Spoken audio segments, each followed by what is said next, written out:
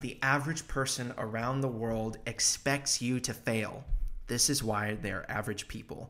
They project their sense of defeat onto you because if they failed at doing something that is easier than what you are successfully doing, what does that say about them?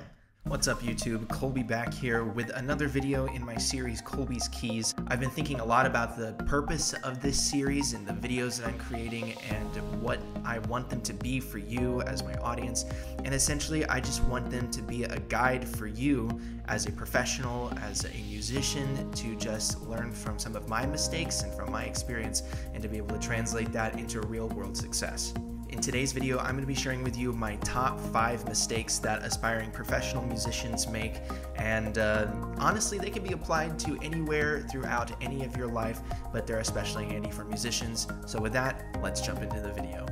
Often when people discover that I'm a professional musician, they kind of give me the, "Oh, I'm sorry," look. And honestly, to an extent, I can't really blame them. The average person is told all of their lives that becoming a professional musician or becoming a professional artist or becoming a professional athlete is really hard and essentially is a dead-end job that won't pay anything unless you get to the very upper echelon of individuals that are in that career field. And for the average person, you know what? They're right. Professional musicians are not average people. They practice harder, they grind harder, and they put themselves into the world in much more vulnerable ways than the average person would ever be willing to do. But then why does the average person have a misleading opinion on what it takes to be a successful professional musician? Because the average aspiring professional makes a collection of rookie mistakes that sets them significantly, if not permanently, behind the 8 ball, and that's what everybody focuses on. The unfortunate side of the flipped coin of success is that the deck is not stacked in the favor of the aspiring professional musician in any way at all. Like, seriously, it's hilariously terrible. And aspiring professionals are often younger folks who lack the life experience to capitalize on opportunities when things go awry. So with that being said, let's dive into my 5 most common mistakes that an aspiring professional musician makes. Number 1, and let me be unbelievably and resoundingly clear on this. The number 1 reason that people, especially professional musicians, fail is that they are so paralyzed by the potential of public failure or being told that they aren't good enough for a gig that they don't even try to go get it in the first place. The number 1 enemy of someone who is trying to make a professional career out of performance-based artistic skill sets is doubt. I can't tell you how many of my colleagues I've seen over the years who are so stonewalled by their self-doubt that they ultimately pass up on opportunities that they were fully qualified for, but denied out of fear of failing in them. Believe me, I get it. Sometimes putting yourself out there for potential failure is unbelievably scary, and it just feels impossible on any given day. Power through that. Tell yourself that you are good enough and that you can go say yes to that gig, audition for that role, or apply for that position. What's the worst thing that can happen? You're told no and you don't get the gig? Well, while this might feel like a certain and profound failure, consider it this way. What does failure in terms of your skills as a driver mean?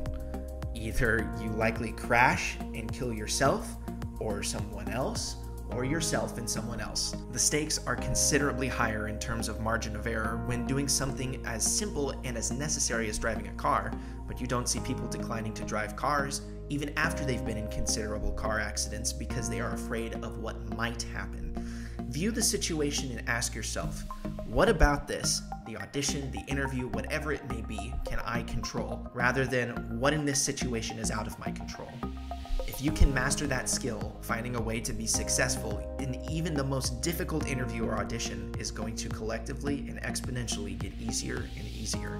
Frankly, this is a really good practice to keep in your life regardless of whether you're trying to be a professional musician or not, but for performance-related jobs that feel so deeply personal when failure occurs, this fear is, I think, exponentially more potent for musicians, artists, and athletes. The world is full of rich and well-paying opportunities if you're willing to put yourself out there and capitalize on it. Just go do it. I believe in you, and I know that all of my subscribers believe in you too. Mistake number 2.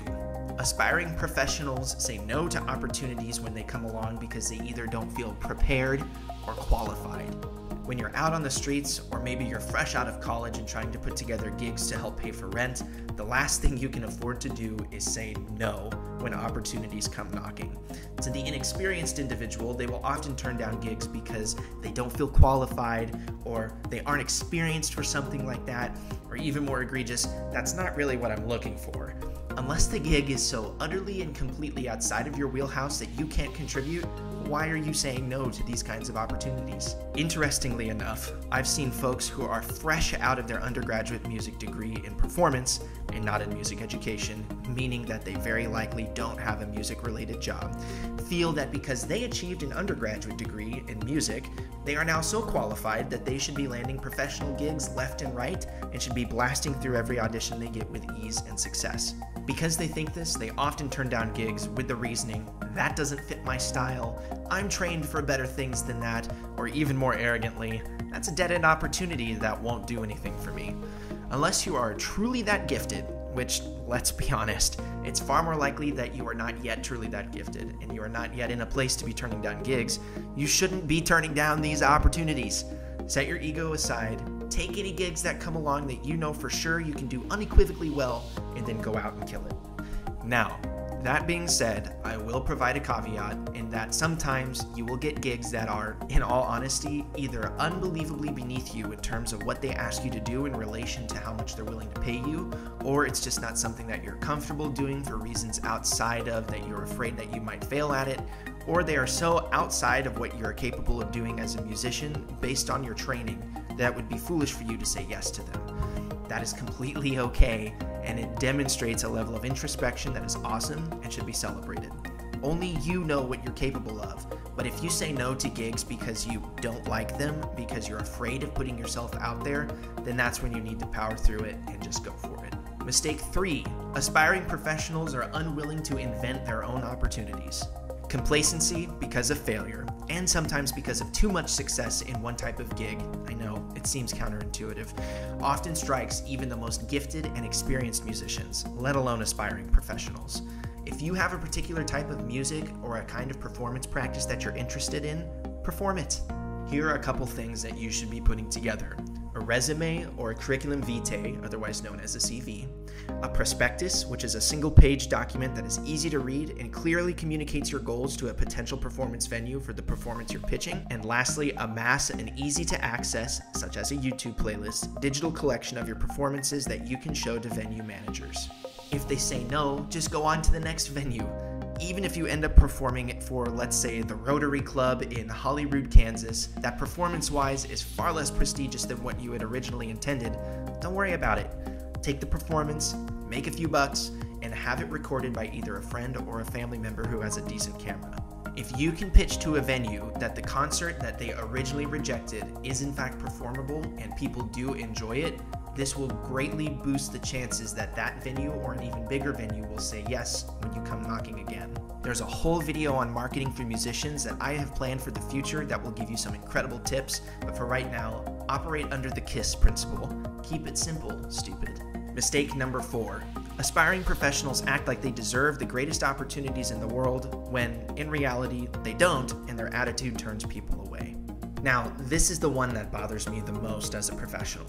As an aspiring professional, the last thing you can do is afford to burn bridges. You know what burns bridges the fastest? Being rude to people. The professional music world, like so many other fields, is littered with extremely gifted and successful people. Aspiring professionals often feel the need to either present a variation of themselves that seems equally as competitive as the established professionals that they are competing against for gigs, or they naively think that they are that good and that they can be arrogant and rude to folks who are willing to give them opportunities. Unfortunately, the latter is more often the case. Frankly, it's a good practice in life, regardless of your status in your field, to just be nice to people. It seems so simple, but it's lost on so many folks, especially aspiring professionals, because they often conflate confidence with arrogance.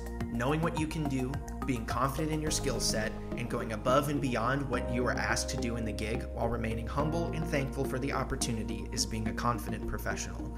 Showing up to a gig, acting like the best, whether you are or not, making demands of the rest of the group while not making significant contributions, and just being rude in general is being an arrogant professional. Do not be that person. You won't get called back, you won't get another shot, regardless of how good you are, and you will alienate yourself in your professional community that is exceptionally interconnected. The interconnected nature of your professional music scene in your community can either be your greatest asset or your greatest downfall, and it's directly related to whether you're a confident or an arrogant professional. Mistake number 5 is never forget to set goals, dream big, and most importantly, to have fun. This final tip that I have for you based off of that mistake, I think binds the rest of these tips together. Aspiring professionals are often beat down by the reality of what gigs exist, what gigs they are prepared for, what gigs they need to grind for, and honestly, just making ends meet at the end of the day. In the process of that, they get burned out and forget why they want to become professional musicians in the first place.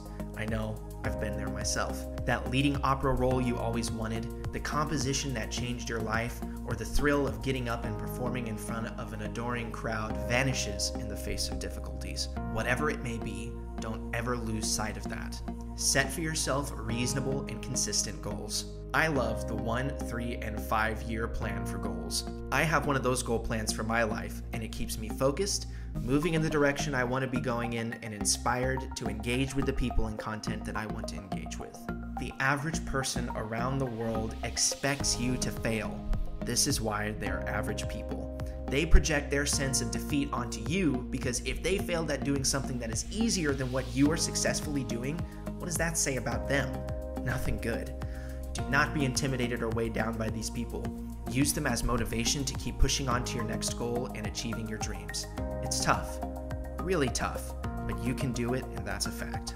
Thanks so much for tuning into another episode of Kolby's Keys here on my channel. It would be huge for me if you would like this video. 100 likes is going to get me closer to my 1, 3, and 5 year goals. Subscribing also puts me 1 digit closer to being able to monetize my channel and begin generating a secondary income from my work here as a professional musician and as a professional broadcaster. If you can find it in your heart to hit the like button, smash subscribe, and ring the heck out of that bell so that you never miss another one of my videos, that would be absolutely huge for me, and I appreciate it. If you think that I missed something in this video, just drop them in the comments below. I'm genuinely interested to see what you have to say, what kind of tips you have, what kind of mistakes you've made as a professional, and what you want to learn from that as well. Thanks so much, stay hungry, and I'll see you in